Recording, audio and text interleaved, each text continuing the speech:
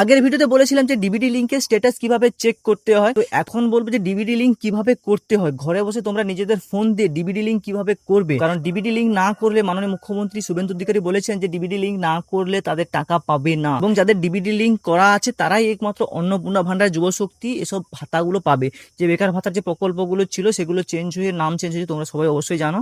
তো সেগুলো যে পাবে যারা, তাদেরকে এই ডিবিডি লিংক না থাকলে কিন্তু কেউ টাকা পাবে না। ডিবিডি লিংক থাকতে হবে, ডিবিডি লিংক করতে হবে। আমি এই ভিডিওতে তোমাদেরকে দেখাবো সম্পূর্ণ প্রসেস, যে ডিবিডি লিংক কিভাবে ফোনের মাধ্যমে করতে তুমি ঘরে বসে করতে পারবে। এত রোদে গরমের মধ্যে ছোটাছুটি করার কোনো দরকার নেই, কারণ এখন অনলাইনে এতটাই সুবিধা রয়েছে যে এই গরমের মধ্যে ব্যাংকেও ভিড় করার দরকার নেই, কোথাও সাইবার ক্যাফেও যাওয়ার দরকার নেই। তোমরা ঘরে বসে বসে সম্পূর্ণ প্রসেস এই ভিডিওর মাধ্যমে আমি তোমাদেরকে বলে দেবো। সম্পূর্ণ প্রসেস দেখে ঘরে বসেই করুন। তো চলো আমি তোমাদেরকে সম্পূর্ণ প্রসেসগুলো দেখাচ্ছি। সবার প্রথমে তোমাদের ক্রোম ব্রাউজারটা অন করে এই ওয়েবসাইট উমাং বলে এই ওয়েবসাইটের মধ্যে আসতে হবে, এসে লগ ইন করতে হবে আইডিকে, এবং আইডি কীভাবে বানাতে হয় আমি আগের ভিডিওতে বলেছি। আর আগের ভিডিও তোমরা অবশ্যই গিয়ে একবার চেক করে দেখে আসো কীভাবে করতে হয়, সম্পূর্ণ প্রসেস আমি বলেছি। তোমরা অবশ্যই আমার আগের ভিডিওটা দেখবে, সেটাতে কীভাবে করেছি। তো আমি এখন লগ ইন করে নিচ্ছি, কীভাবে ডিবিডি লিঙ্ক করতে হয় তোমাদের এভাবে সম্পূর্ণ প্রসেসটা দেখাবো। আগের ভিডিও তোমাদেরকে এইভাবে দেখেছিলাম যে ডিবিডি লিঙ্ক দেখো কীভাবে দেখতে হয়। তো সম্পূর্ণ প্রসেস আমি তোমাদেরকে বলেছিলাম যে কীভাবে ডিবিডি লিঙ্ক আছে কিনা চেক করতে হয়। তো সম্পূর্ণ প্রসেস বলেছি। তো এখন আমি যে ভিডিওতে বলবো সেটা হচ্ছে কি ডিবিডি লিঙ্ক কিভাবে করতে হয়।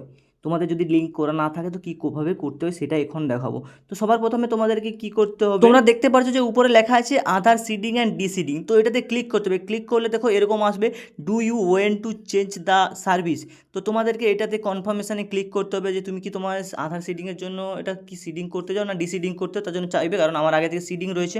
তো আমি সেখানে কনফার্ম করলাম। কনফার্ম করার পর দেখতে পাচ্ছ তোমাদেরকে এখানে বলতে চাইছে সবার প্রথমে যে request to Aadhaar seeding and deseeding. Seeding deseeding করতে হলে তোমাদেরকে কি করতে হবে, যে সবার প্রথমে আধার নাম্বারটা লিখতে হবে, যেই ক্যান্ডিডেটের তার আধার নাম্বার লিখতে হবে।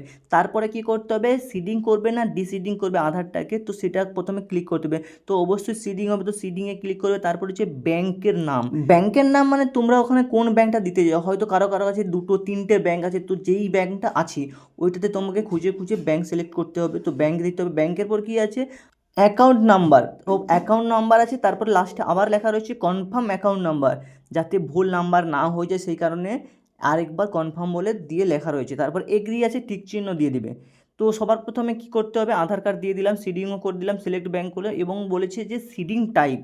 তো সিডিং টাইপটা এটা কি জিনিস, যে যদি কী হচ্ছে ফ্রেশ সিডিং, তুমি যদি প্রথমবার করছো তো ফ্রেশ সিডিং। এবং দ্বিতীয় অপশান রয়েছে movement same bank with another account. ব্যাপারটা হলো কি, যে ব্যাঙ্ক তো হয়তো তোমার ধরো স্টেট ব্যাঙ্ক রয়েছে, তো স্টেট ব্যাঙ্কের দুটো অ্যাকাউন্ট রয়েছে, তো এটা থেকে আরেকটা অ্যাকাউন্ট কীভাবে মুভমেন্ট করতে হয় সেই প্রসেস।